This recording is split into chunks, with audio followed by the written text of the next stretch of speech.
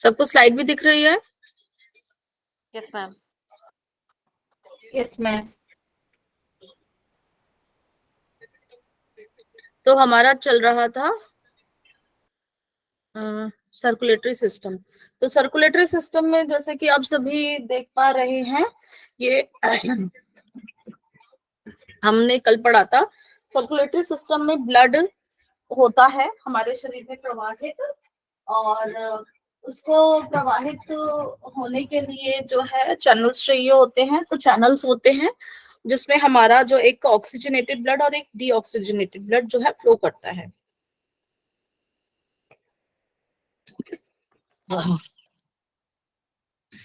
तो वो जो फ्लो करता है हमारे पूरे शरीर में, ऑक्सीजन जो प्राप्त उसको होती है हमारे लंग्स से, ऑक्सीजन लंग्स को बाहरी वायुमंडल से लेकर आता है और हमारे ब्लड्स में डला के छोड़ देता है। वही ब्लड फिर जो पहुंचता है हृदय, और उस ऑक्सीजनेटेड ब्लड को पूरे शरीर में फैला देता है, और वहां पर वो एक एक सेल तक पहुंचता है जहां पर जो है मेटाबॉलिज्म का प्रोसेस होता है। उस मेटाबॉलिज्म के प्रोसेस से जो फॉर्म होती है फिर कार्बन डाइऑक्साइड, जो कि हमारे शरीर से बाहर जानी चाहिए, वो पुनः हमारे ब्लड के भीतर प्रवेश कर जाती है।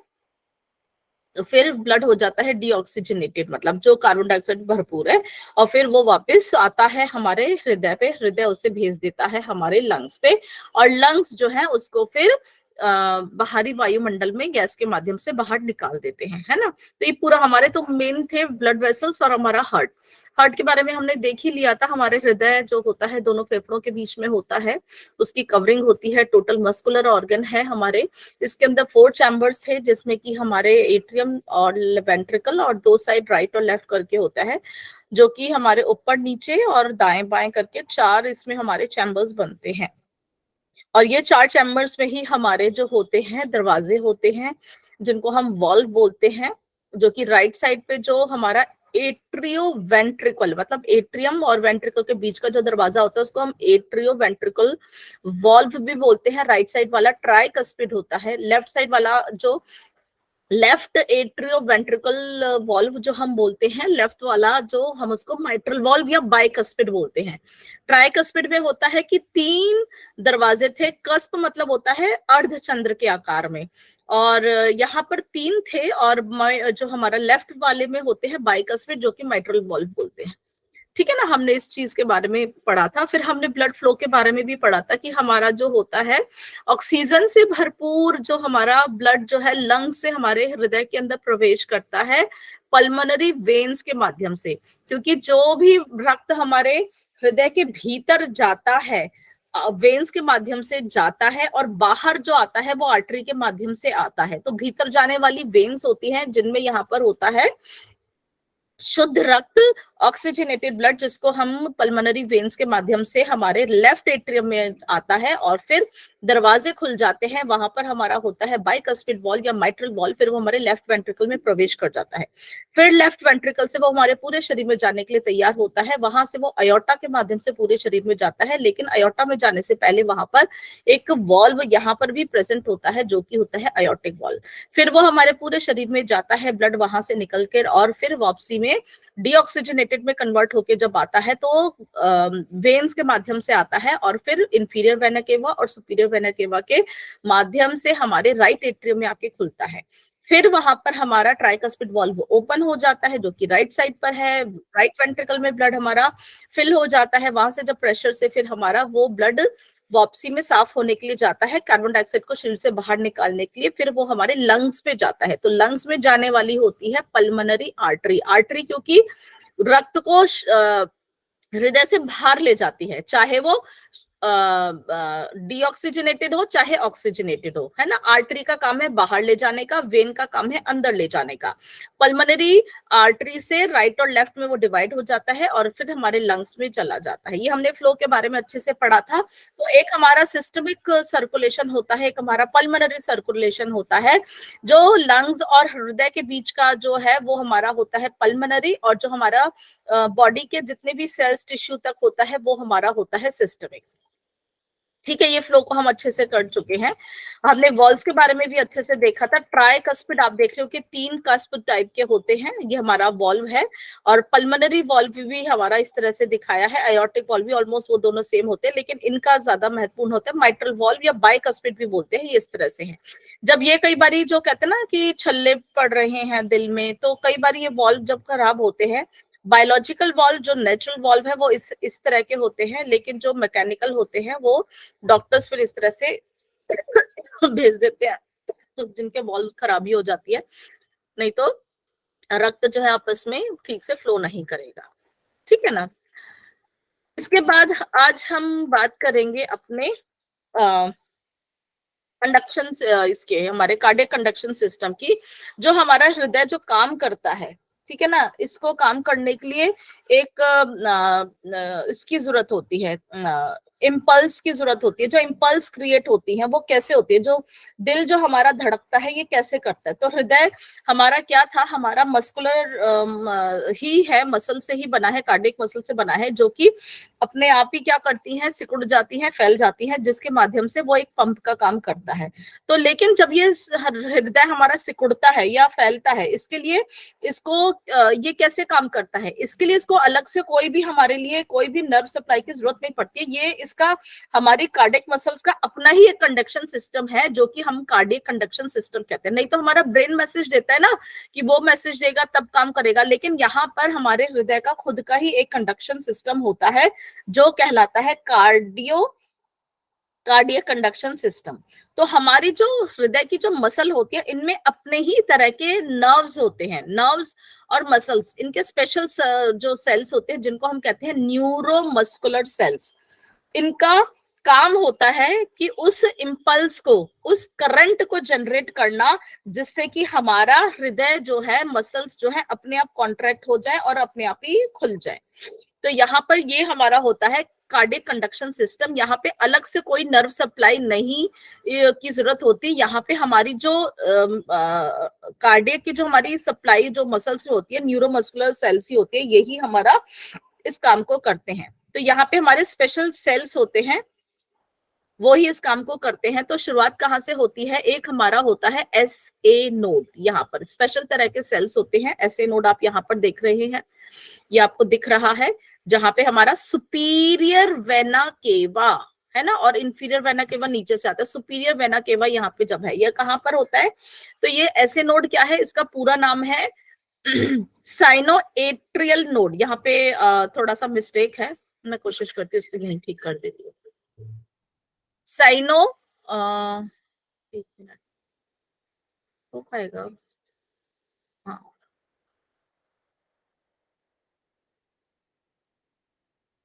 साइनो एट्रियल नोड, ठीक है।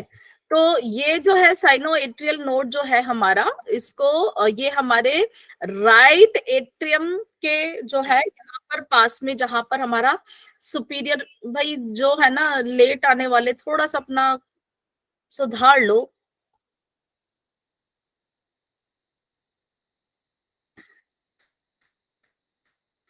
जी, ये कहां पर प्रेजेंट होता है, एसए नोड।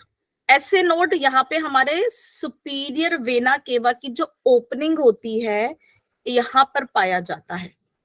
इसी को ही नेचुरल भगवान ने जो बनाया है पेस मेकर, वो कहा जाता है नेचुरल पेस मेकर। कल कोई इसमें बहुत क्वेश्चंस कर रहे थे, मैंने कहा आज मत पूछो, पहले पढ़ लो उसके बाद पूछना।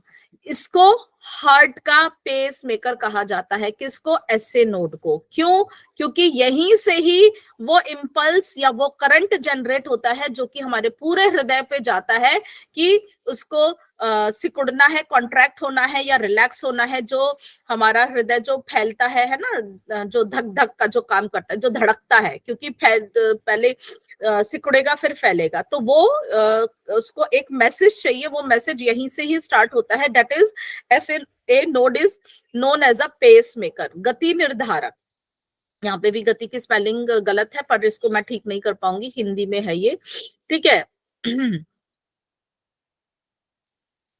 तो यहाँ पर हमारा जो है right upper corner of right atrium में हमारा एसए नोड प्रेजेंट होता है। एसए नोड को हमने क्या देखा कि एसए नोड हमारा है पेसमेकर, नेचुरल पेसमेकर जो है, ठीक है ना, यही हमारे हृदय में धड़कन लाता है, यहीं से ही इम्पल्स को जो है वो शुरुआत होती है। ये अपने आप ही यहाँ से स्टार्टिंग होती है, ये अपने आप ही जो उसका एक्शन पोटेंशियल जो होता है, जो भी इम्पल्स होती है, यहाँ से शुरू होता है ऐसे नोड, इसको अच्छे से समझ लो।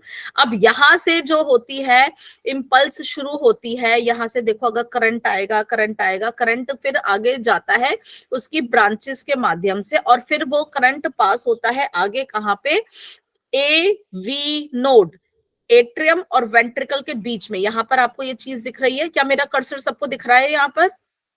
मैम फुल स्क्रीन कर ली थी मैं, हाँ एक्चुअली इसमें कुछ मिस्टेक थी ना, मैं इसीलिए इसको कर रही थी, मैं कर देती हूँ। मैंने कहा वहीं पे इसको कर दूं ना, बाद में फिर रह जाती हैं। ये ऐसे नोड ये है, यहां से करंट शुरू हुआ, इम्पल्स शुरू हुई, क्योंकि न्यूरोमस्कुलर जंक्शन है। न्यूरोमस्कुलर जंक्शन क्या होता है? जहाँ पे नर्व और मसल एक दोनों मिलके एक जंक्शन बनाते हैं, वहां से ही नर्व का जो है इम्पल्स शुरू होगा और मसल्स को मैसेज जाएगा, that is a neuromuscular junction. SA node is a natural pacemaker, जो भगवान ने ही हमारे हृदय को धड़काने के लिए बना रखा है। यहां से इम्पल्स स्टार्ट होती है, जो इसकी ब्रांचेस आपको दिख रही हैं, कहाँ जाती है? हमारे एट्रियम में। देख रहे हो आप? तो वहां से करंट गया, फिर वहां से करंट जनरेट होता है, जाता है, और उसके बाद आता है हमारे एवी नोड में। यहाँ पे जो जाता है, इसकी वजह से जो हमारा होता है, दोनों एट्रियम में कॉन्ट्रैक्शन या रिलैक्सेशन का मैसेज जाता है, फिर हमारे एवी नोड पे मैसेज आता है।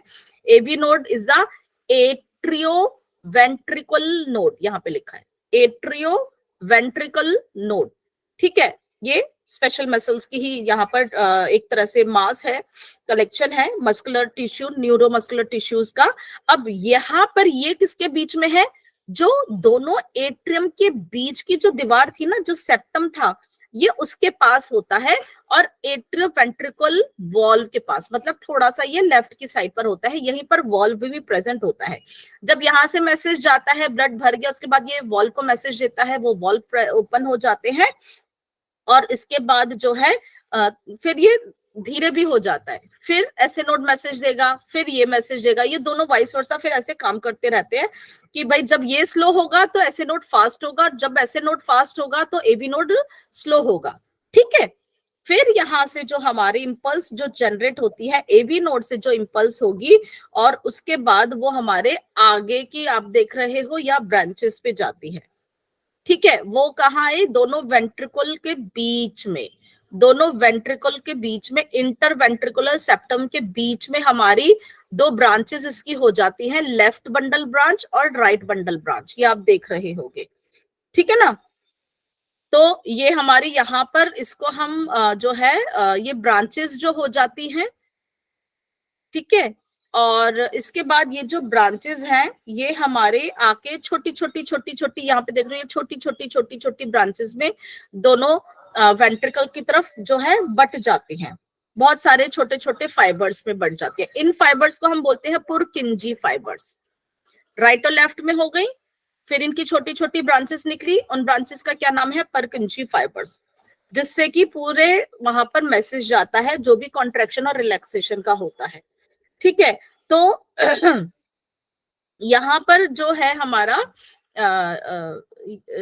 हम इसको जो हमारा जो एवी नोड से जो हमारी ये जो निकली है राइट और लेफ्ट वाली ब्रांच और पुरकुंजी फाइबर, इनको हम कलेक्टिवली बोलते हैं bundle of his, bundle of his fibres बोलते हैं। बंडल ऑफ हिज कैसे? इनको जो हमारी पुरकिंजी फाइबर्स और राइट और लेफ्ट जो हमारी एवी नोड से जो ब्रांचेस निकली है, एवी बंडल हम उनको कहेंगे, एवी बंडल, एवी नोड से निकली एवी बंडल, राइट और लेफ्ट, तो इस तरह से। तो ऐसे नोड आपने समझ लिया। ऐसे नोड के बाद हमने एवी नोड देखा, एवी नोड इज एट्रियोवेंट्रिकल नोड। फिर वहां पर left lower corner of right atrium, मतलब यहाँ पर उसके लेफ्ट की साइड कॉर्नर पे वो क्या होती है? दो भागों में नीचे आके बट जाती है, राइट और लेफ्ट में। राइट और लेफ्ट जाके वो पूरे वेंट्रिकल्स में अपने जो है ब्रांचेस को फैला देती हैं। वो जो ब्रांचेस उससे निकलती है उनको हम बोलते हैं पुरकुंजी फाइबर्स, और इनको टोटल हम क्या बोलते हैं? Bundle of his. Bundle of his, एक तरह से ये पूरा ही हमारा मास है स्पेशल, जो इसमें जो कि हमारे पूरे में कंडक्शन को जो फैला देता है।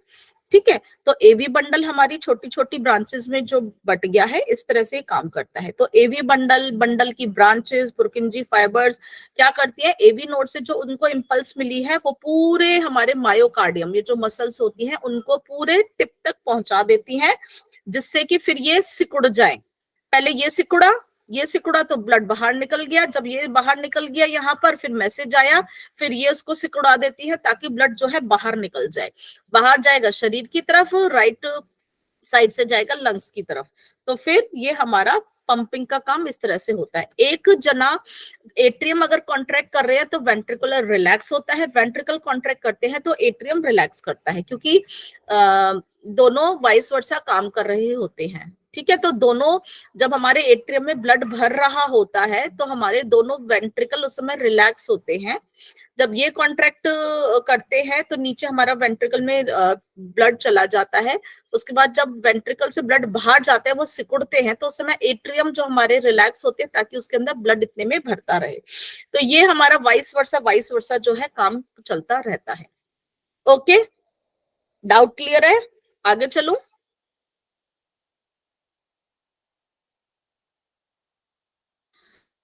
अब हम ब्लड के बारे में पढ़ेंगे। इससे पहले, हाँ ये लेकिन बहुत जरूरी है, ब्लड को पढ़ने से पहले कार्डियक साइकिल। अब ये जो कार्डियक साइकिल कह रहे हो कि वो कितनी देर में धड़का, वो कितना कब धड़केगा, कब एट्रियम धड़का, कब वेंट्रिकल धड़का, तो ये जो हार्ट का पूरा काम है ये ऑटोमेटिक होता है। ये सर्कुलेशन जो होता है कि भाई कितना ब्लड बाहर आएगा, कितना अंदर आएगा, कब कौन सा आएगा, ये पूरा मेंटेन करना होता है। क्योंकि जब भी हार्ट जो है ब्लड को पंप करता है तो इवेंट्स होते हैं, किसका, रिलैक्सेशन का और कॉन्ट्रैक्शन का।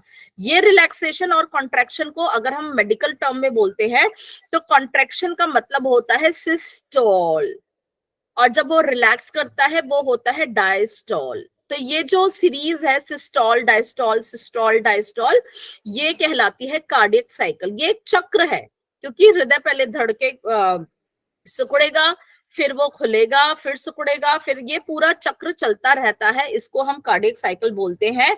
जब भी हमारी हार्ट बीट होती है, हमारा हृदय धड़कता है, तो हमारी दो क्रिया एक साथ हो रही होती हैं। वो सिकुड़ भी रहा होता है, वो धड़क भी रहा होता है, लेकिन हम उसको धक धक धक धक कहते हैं, बट दैट इज एक्चुअली और लब डब लब डब लब डब। तो लब डब एक ही धड़कन है, हम एक उसमें बोलेंगे ना धक धक, तो एक बीट होती है वो दिल की।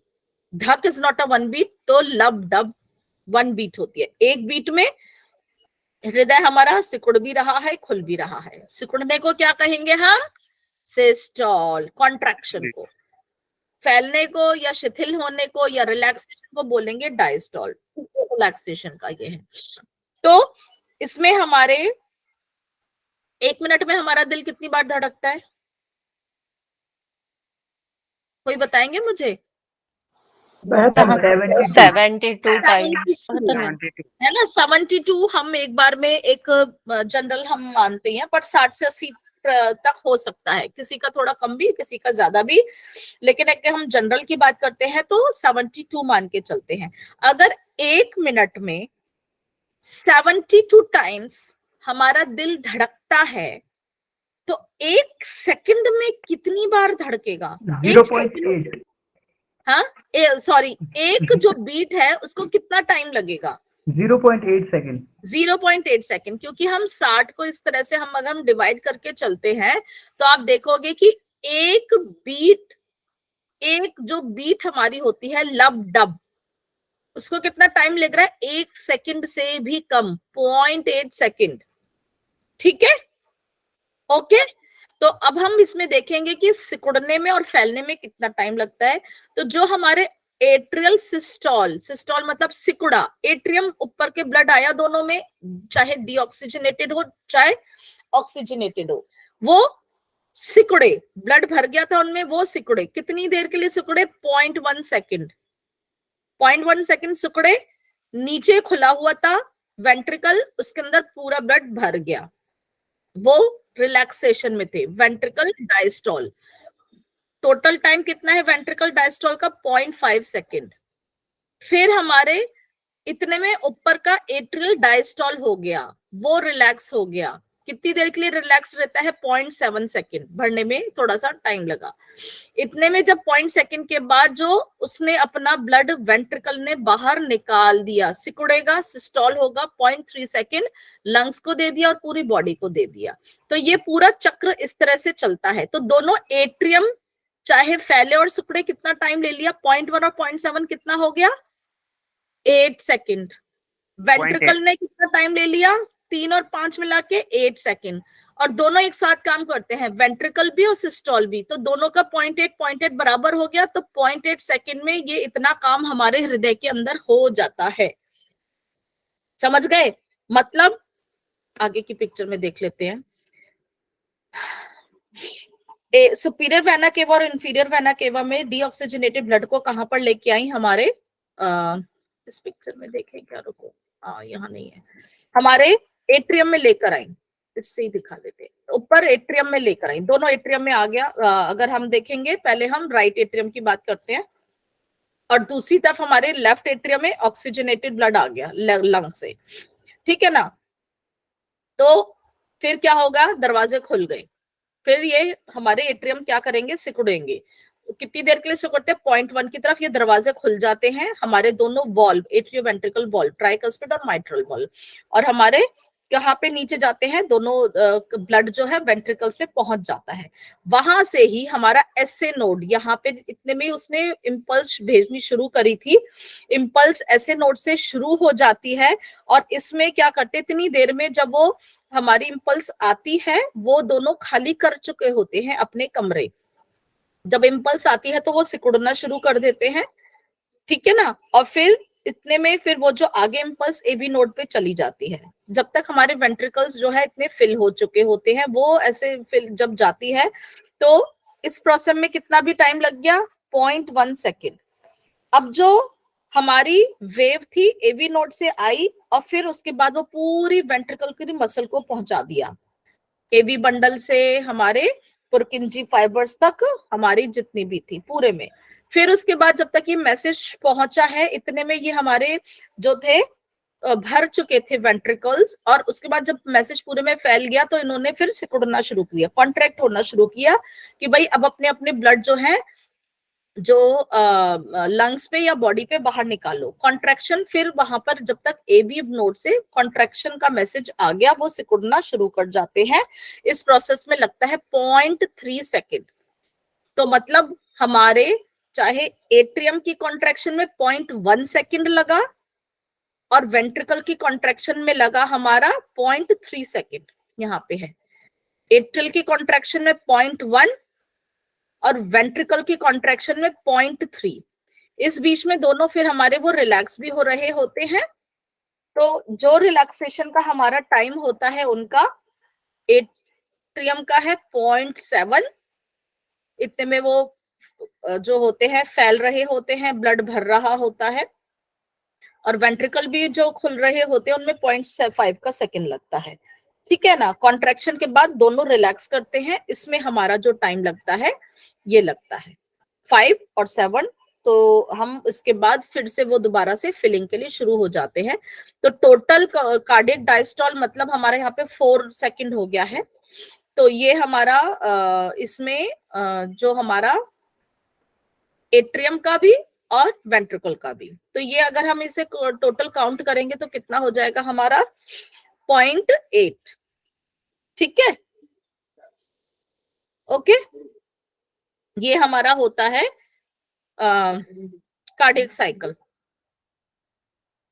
अब हमने ये देखा था कि जो भी हमारे हार्ट बीट होती, साउंड होती है, हम उसे अब धक धक नहीं कहेंगे, हम लब डब कहेंगे। लब का मतलब क्या था?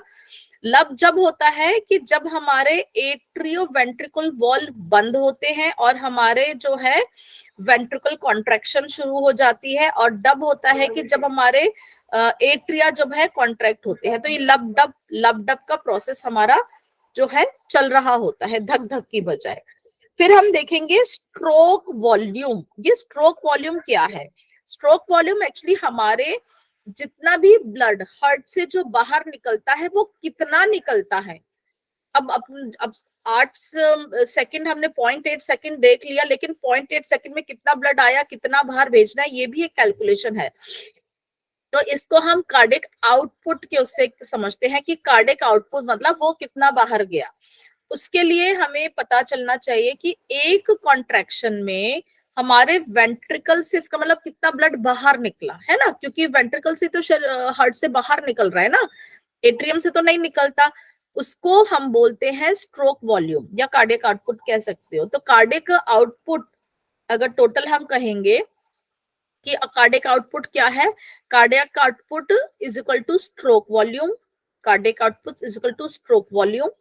और कितनी उसमें करना है, 1 मिनट में। तो 1 मिनट में हमारा हृदय कितनी बार धड़कता है, उसी से ही हमारा ब्लड कितना बाहर निकला वो पता चलेगा।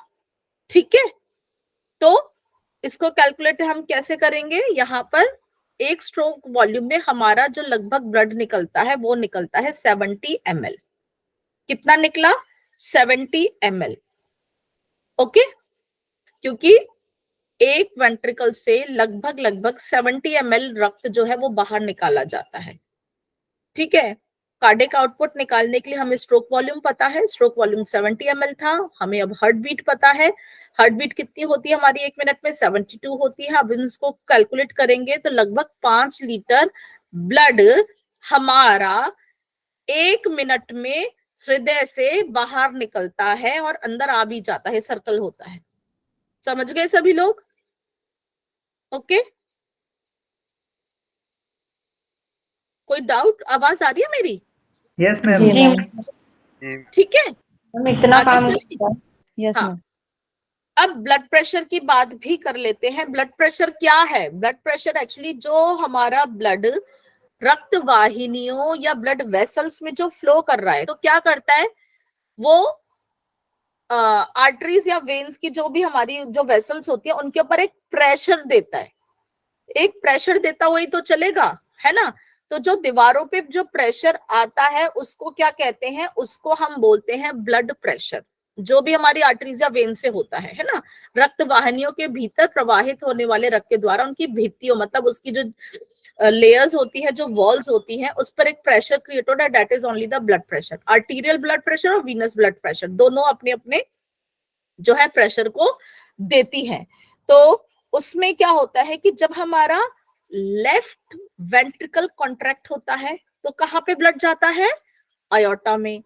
तो अयोर्टा में जो भी हमारा प्रेशर प्रोड्यूस होता है वो कहाँ पर प्रेशर भेजेगा, आर्टीरियल ब्लड प्रेशर में। उतना ही प्रेशर हमारे बाकी जगह भी ऑलमोस्ट आप उसको मेजर कर सकते हो। उसको क्या बोलते हैं हम, उसको हम बोलते हैं systolic blood pressure. Contraction of the aorta से हमारा शुरू होता है। जब हमारा ब्लड, जो हमारा हार्ट रिलैक्स होता है, तब हमारे आर्टरी पे जो प्रेशर आता है, क्योंकि जब अयोर्टा से प्रेशर जो बाहर निकला तो उस समय हार्ट सिकुड़ा था। सिकुड़ने के टाइम का जो था, कॉन्ट्रैक्शन के टाइम का आर्टीरियल ब्लड प्रेशर, और जब वो रिलैक्स हो गया दैट इज हमारा डायस्टोलिक ब्लड प्रेशर या वीनस हम इसको कह सकते हैं, वो रिलैक्सेशन वाला डायस्टोलिक ब्लड प्रेशर। तो दो हम ब्लड प्रेशर मेजर करते हैं, सिस्टोलिक और ब्लड प्रेशर। उसके इस हिसाब से ही हमें पता चलता है कि हमारा जो है कितना जो है ब्लड है। तो धमनीय का कितना होगा हमारा, ऑब्वियसली ज्यादा होता है, और शरीर रिलैक्सेशन के टाइम पे हमारा कम होता है डायस्टोलिक पे, है ना। डायस्टोलिक और सिस्टोलिक। डायस्टोलिक कब होता है कि जब हमारी अयोर्टा पूरे शरीर में ब्लड भेजती है, और जब वो रिलैक्स होती है उस समय जो है हमारे ब्लड जो है वेंट्रिकल में जा रहा होता है, उस समय हमारे वेंट्रिकल्स कॉन्ट्रैक्ट नहीं होते, हमारे रिलैक्स हो रहे होते हैं, तो वो हमारा डायस्टोलिक ब्लड प्रेशर होता है। ठीक है, इन दोनों को ही मेजर करके हम किसी का भी ब्लड प्रेशर मेजर करते हैं, दैट इज एक्चुअली हमारा सिस्टोलिक हमारा जो मेजर करते हैं ज्यादा होता है, लगभग 120 होता है, और डायस्टोलिक जो रिलैक्सेशन के टाइम पे होता है वो 80 होता है। ठीक है, तो 120/80 जो है हम नॉर्मल वो करके चलते हैं, लेकिन नॉर्मल यहाँ पर सिस्टोलिक बीपी 100 से लेके 140 तक हो सकता है। अलग अलग जो है काम करने वालों पे, जेंडर पे, है ना, उनके ऊपर डिपेंड करता है। नॉर्मल डायस्टोलिक यहाँ पर 70 से 90 होता है। अब ये नहीं कि सबका 80 ही मिलेगा, 70 to 90 इज अ वेरिएशन जो कि हमारे मिलता है। तो हमारा ब्लड प्रेशर चेंज भी होता रहता है, दिन के टाइम पर है या कोई काम कर रहे हो, जेंडर में एज का भी फैक्टर होता है, एज बढ़ती है तो थोड़ा सा प्रेशर भी ज्यादा हो जाता है। और ब्लड प्रेशर को मापने के लिए हम कौन से इंस्ट्रूमेंट का यूज करते हैं? मैनोमीटर। स्फिग्मोमैनोमीटर। लेकिन आजकल स्फिग्मोमैनोमीटर इतना यूज नहीं हो रहा है, क्योंकि उसमें क्या था, हमारा मरकरी यूज होता था। आजकल गवर्नमेंट ने मरकरी बैन कर दिया है, क्योंकि कई बारी मिस्टेक से वो टूट जाता है, तो मरकरी जो फैल जाता है, तो कुछ बारी कुछ ऐसे ना हो, तो आजकल डिजिटल ही हम लोग ज्यादा यूज करते हैं। लेकिन जो पर्टिकुलर होता है हमारा, वो हमारा स्फिग्मोमैनोमीटर ही होता है, उसका नाम होता है, जो आपने पहले देखा होगा ना, जो डॉक्टर्स के पास होता था, उसको ओपन करते थे। मेरा भी यहाँ पे रखा रहता था, कहाँ गया अभी, यहाँ पे नहीं। हाँ, मैं दिखाती हूँ आपको, क्लास के बाद दिखाती हूँ, ठीक है। डिजिटल वाला नहीं, मैं आपको स्फिग्मोमैनोमीटर दिखाऊंगी। तो उससे हम अपने, ये पिक्चर वाला जो देख रहे हो, ये डिजिटल वाला, इसमें कुछ नहीं करना होता, कफ चढ़ाते हो, बटन दबा देते हो, अपने आप ही ले लेता है। उसमें हमें रीडिंग नहीं, उसमें हमें स्टेथोस्कोप की जरूरत होती है। स्टेथोस्कोप हम अपने एल्बो के उस पे आर्टरी पे लगाते हैं, ताकि वो हमें आवाज सुनाई दे लब डब की। तो उसके बाद जो इंस्ट्रूमेंट से हम उसकी जो उसके अंदर मरकरी जो होती है, वो जब हम प्रेशर देते हैं तो उठती है। तो जहां पर हमें आवाज दरनी शुराई की होती है, उसको पॉइंट को नोट करते हैं, जब वो नीचे आती है उसको नोट करते हैं। तो ऐसे हमारा सिस्टोलिक और डायस्टोलिक प्रेशर हमारा पता चलता है। इसके साथ ही साथ आप हमें पल्स की भी बात करते हो। पल्स का क्या होता है कि जब हमारा वही लेफ्ट आर्टरी में जो ब्लड जो बाहर आता है, तो अयोटा से जो भी हमारे वहां पर जो ये प्रेशर से एक वेव भी स्टार्ट होती है, उसको हम पल्स बोलते हैं। और उस पल्स को हमारी कितनी होनी चाहिए पल्स? एनीवन? 72। हाँ, 72, क्योंकि जितनी बार 70, प्रेशर 90। लगता है उतना हाँ। ही आप समझते हो कि उतना ही आपका जो है पल्स भी होता है, ठीक है ना। तो लेकिन इसका भी वेरिएशन हो सकती है, 60 से 80 हो सकती है। हम अपनी पल्स को कहाँ कहाँ नाप सकते हैं, कोई बता सकता है? गर्दन के यहाँ भी देख सकते हैं। वेरी गुड, गर्दन पे भी देख सकते हैं, कैरोटिड आर्टरी होती है हमारी वहां पर।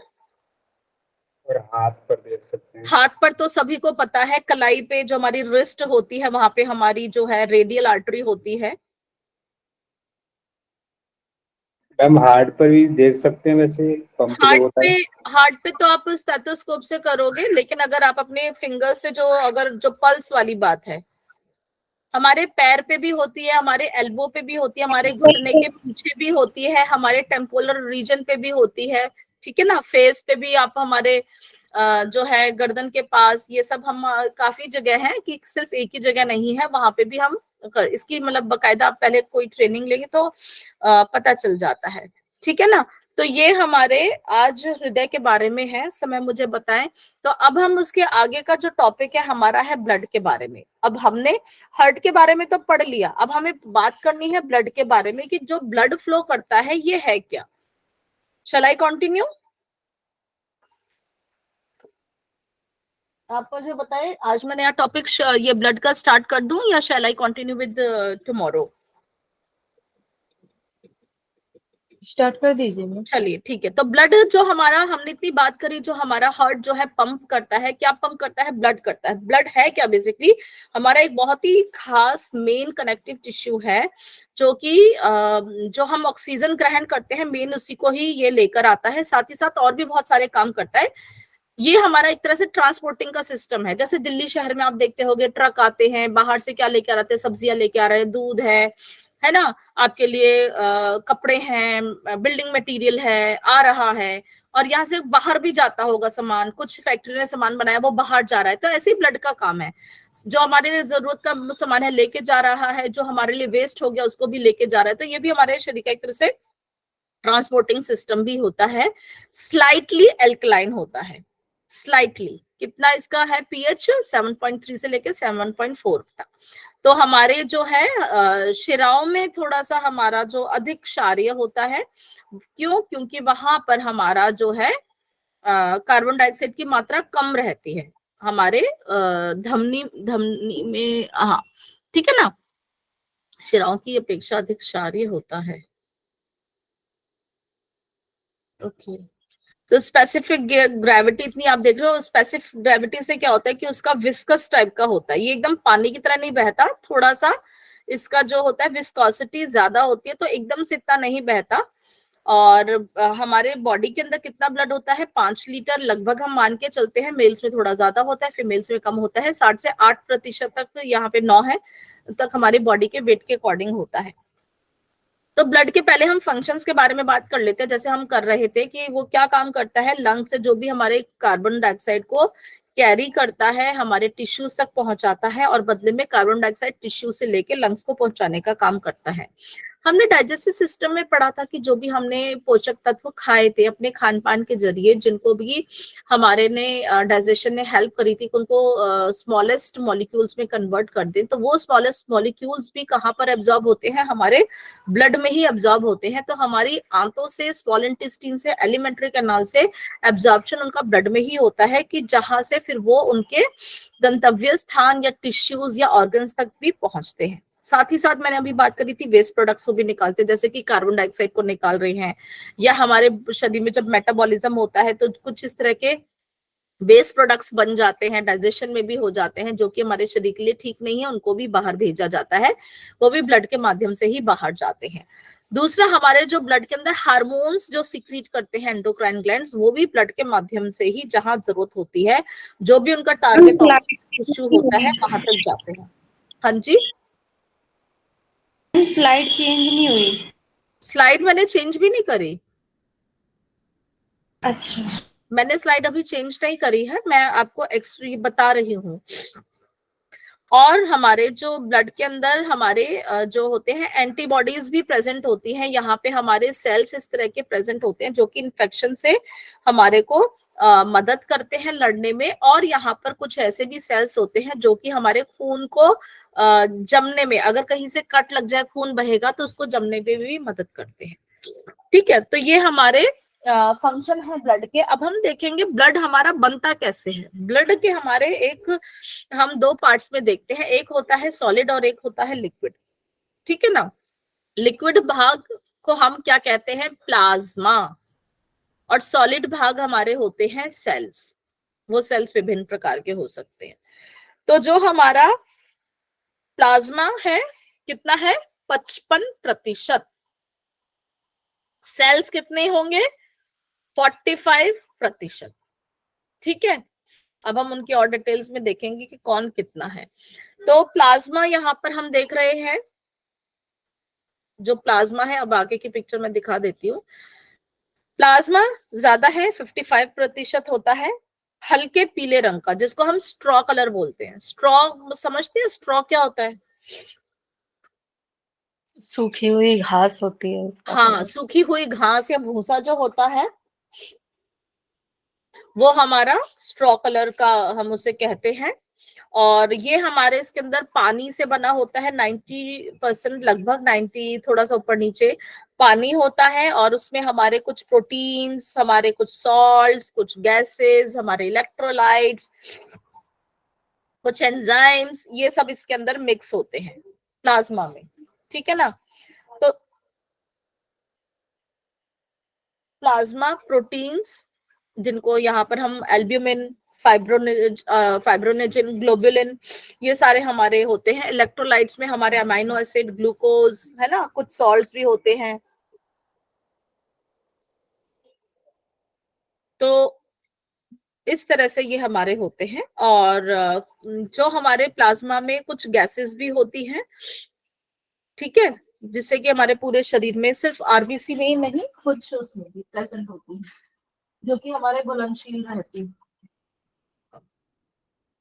इसके बाद हमारे जो प्लाज्मा प्रोटीन्स होते हैं, ये होते हैं जैसे कि हमारे एल्ब्यूमिन, ग्लोबुलिन, फाइब्रोनेजिन और अदर्स भी कहते हैं हम। एल्ब्यूमिन का जो काम होता है हमारे एल्ब्यूमिन बेसिकली हमारे 60% जो प्रोटीन का जो फॉर्मेशन होता है वो एल्ब्यूमिन से होता है। एल्ब्यूमिन हमारे लीवर में फॉर्म होते हैं और सबसे ज्यादा अमाउंट में यही प्लाज्मा प्रोटीन पाए जाते हैं। ये प्रेशर को मेंटेन करने में मदद करते हैं। एक ब्लड का अपना जो प्रेशर जो होता है, जो कि फ्लो ना कट जाए, वहीं पर हो, पानी और सेल का आपस का जो भी है, हमारा जो प्रेशर को मतलब दबाव को सामान्य बनाए रखने में सहायक होते हैं एल्ब्यूमिन। सबसे ज्यादा होते हैं 60% तक। ऑस्मेटिक प्रेशर जो प्लाज्मा का ये मेंटेन करते हैं। फिर ग्लोबुलिन्स होते हैं 35%, ग्लोबुलिन्स 35% होते हैं और ये भी हमारे ज्यादातर लीवर में पैदा होते हैं। मुझे लगता है ये टॉपिक मैं कल आपको कराती हूँ। शैल आई कंटिन्यू और कल करवा दीजिए। हाँ, मैं कल कराती हूँ, ठीक है ना। अभी मैं इसको थोड़ा सा क्लोज ही करती हूँ। तो अभी यहाँ तक जो हमने हार्ट के बारे में पढ़ा था, मुझे उसके कुछ कोई डाउट्स, कोई क्वेश्चंस है तो आप वो पूछ सकते हैं। मैम एक डाउट था कि हाँ,